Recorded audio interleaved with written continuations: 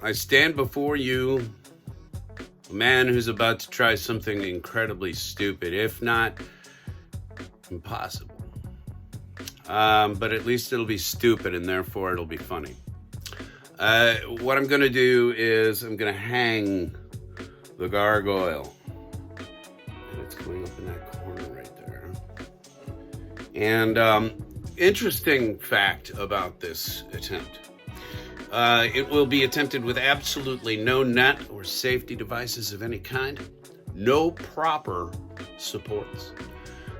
This will all be done in YouTube style in the absolute stupidest way possible. And there may be injuries. So stick around, everybody. Welcome to Monkeyshine Lab. Does jackass. Maybe. I might break the figure. I might break myself. But here we go. We loaned our step ladders out to the kids who just got a house. Hi, kids. So they've got my ladders, but it's no big deal. I'm still gonna do this because I have to get this son of a bitch out of my way. It's seriously huge. The wings are of a very hard plastic. The whole thing just strikes me as the longer I leave it anywhere, the more chance there is it's going to get broken. I need to stop picking at my ears while I'm on camera. Yeah. So, and away we go. The good thing is that the table that supports my console over here, the audio console, is made out of like 2x4s and stuff, so it's really strong. I'm not going to be putting a lot of weight on this desk as it is just a plastic table.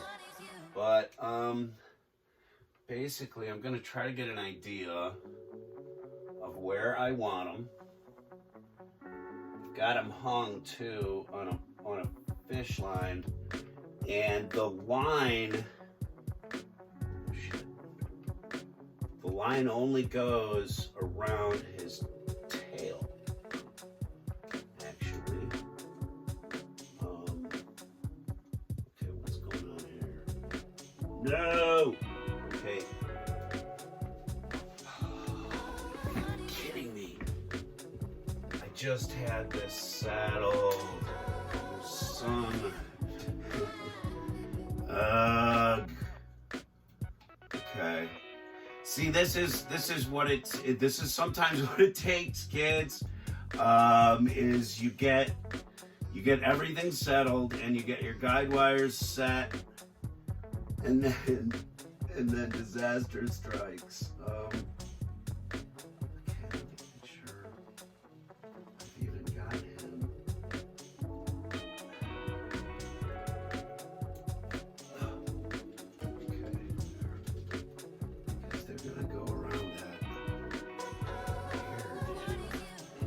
And he is, the way I've got this set up here is that the guide wire goes down around his tail and goes back up, sort of around the wing pieces too, which will keep him in the flying attitude that I want to keep him in. Gonna have to replace his book. But anyway, that is sort of single point. It's only 4-pound test line, so you'll have to excuse me. I gotta work within the boundaries here.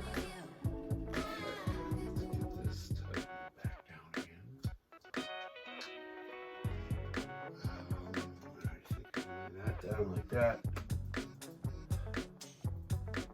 There will be magic of editing through this whole process because of things like that, where I drop the fishing line. would not do well on Survivor. I'd be the one that goes out in the boat first day and drops the fishing line. So, alright. Get him set again from a single point. And I haven't really sort of trimmed it up yet. But I have to figure out, and I think I'm going to keep them real tightly tethered to the ceiling, actually.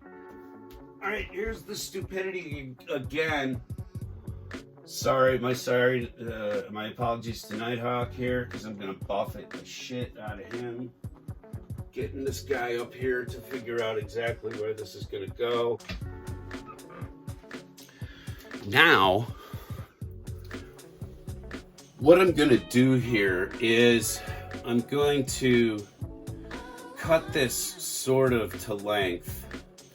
And what I'm going to use to put it up there is a washer and a longer screw that's going to bite into the drywall and stuff a little better than just using a tack.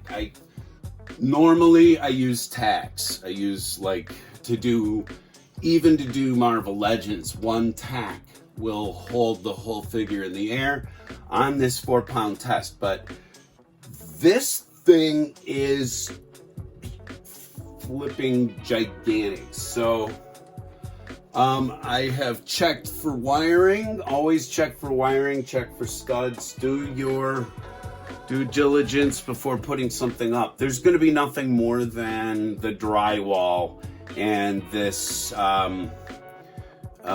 screw and the washer to sort of hold the wire up, but I think it should be enough. And I'm gonna have to pre-tie it down here, then slip it on to the screw up there is what I have determined to do. Then after that, what I can do with that is just, color it over with some white or something like that so that you can't see it quite as well. But I'm going to leave myself some room to maneuver with this fishing line. Always leave yourself more than you think you're going to leave, but I want to get that off of my end of my line because it's a liability trying to get it to work. Okay, and like I said, I'm gonna do this one fairly short up to the ceiling. So I'm probably gonna end up tying it right about there and hopefully lassoing it onto the top of the screw, the head of the screw. Should be no problem, right? Stick around, Crime Stoppers. I think I should probably do this later. I'll put the screw in first. That'll be fun. Here. You can also see, some of the other stuff that I've hung up. If this is your first time watching Monkeyshine Lab, I apologize. This is not normally what we do here, but I just thought it would be interesting / funny for people to watch my process and then get into position.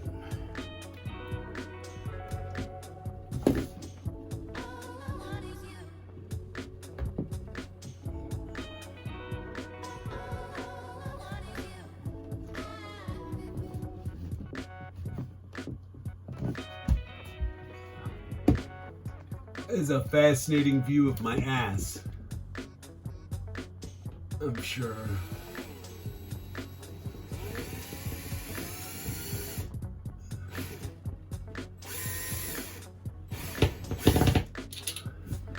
Take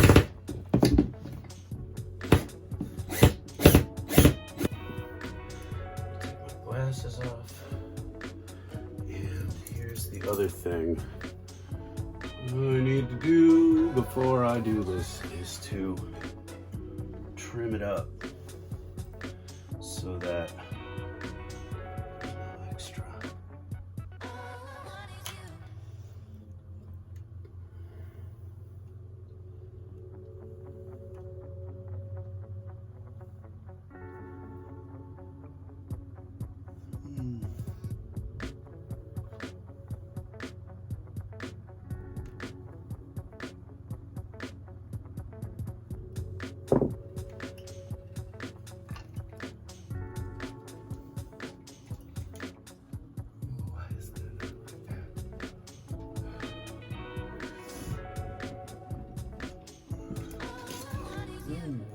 Gotcha.